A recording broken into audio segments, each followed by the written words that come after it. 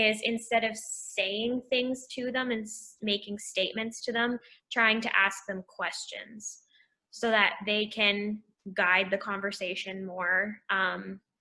And then you learn about their interests instead of me imposing things on them that I think are normal for their gender or is to be expected for a little girl or a little boy. Like, how about you tell me what you're interested in? Like, what do you like best about this picture or this show or this book? And then you can go from there. And it tends to be way more interesting too when they're leading the conversation anyways. So I That's right. try to default to asking kids questions instead of telling them things. I Yeah, that's completely awesome. agree. And it's like every time I see, like it goes in professions too, right? Women, there's like a shortage of, for example, like male nurses, because I guess like a part of it is as kids we're already conditioned that females do most of the nurturing. And Mm-hmm. then another thing that comes to mind is like how there's really like not that many professional ballet male dancers or male dancers in general, and I think a lot of that comes from like their peers as well.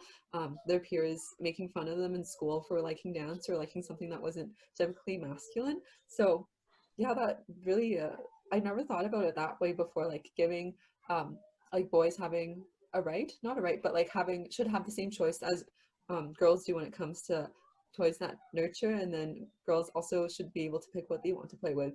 Oh, another big thing is like boys and makeup for sure. Because if a guy likes to wear makeup, they're usually, people just assume that they're gay. But like, I don't think that's the case. And like, not all females want to wear makeup too, just to be presentable and professional. So lots of the things you brought up Absolutely. there. It's all about just like allow people to make decisions for themselves.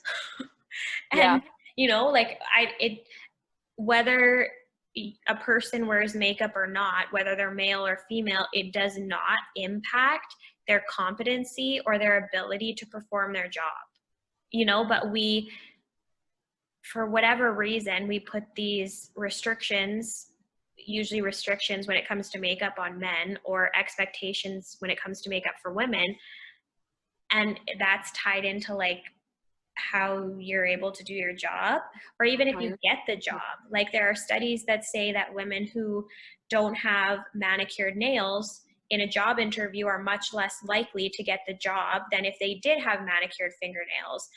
And it's like, that has nothing to do with my dedication to this job or my hunger to learn and do better or any of that, right? It's crazy. That is absolutely insane. And something so small like your fingernails, Mm-hmm. that's kind of absurd. Yeah, and I read about it Yeah. all the time with regard to jury studies. So, of course, when you have 12 people making a decision that is usually quite serious, you want to know as much as you can about them so that you can have them. Well, you don't want to be doing anything that prohibits them from accepting what you have to say or the arguments that you're advancing. And so I read a lot of jury research, and all of it comes from the States because in Canada we have the jury secrecy rule, so they're not allowed to say anything. So we don't have any research from here. But things as small as whether or not your shoes have scuffs on them, that may impact how much they trust you, whether they're likely to go along with the case that you're presenting. So much of it is appearance based.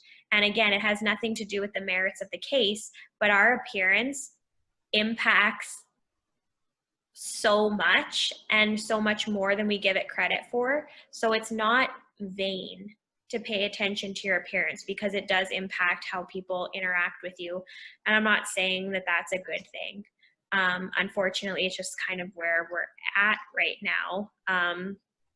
But yeah, it's crazy how we treat people based off of the things that we see before we even get to know them. And I think a lot of that, I'm hoping anyways, this may be just like being optimistic, but I do believe that a lot of that is unconscious. Like maybe in the interview when the woman doesn't have manicured nails, maybe there's this unconscious thing in the interviewer's mind that, oh, there's not a lot of attention to detail here. She must be lazy. And how does that correspond when we're in the job setting? And maybe she sends something out to the client that hasn't been proofread, Ours to the wrong client name or something. Like maybe that is the internal process, but we need to at least be aware of that so that we can, whenever we're looking at someone's nails, be like, okay, no, I'm going to look away because that has nothing to do with their abilities, right? So again, just like talking about these things and bringing them to the light and being aware of them, I think is a pivotal first step in moving things in a different direction. That's, yeah, very good points. Thank you. I could never think about things like that, especially in a social setting. So it's great to have somebody who Like can talk research. about stuff like that, right?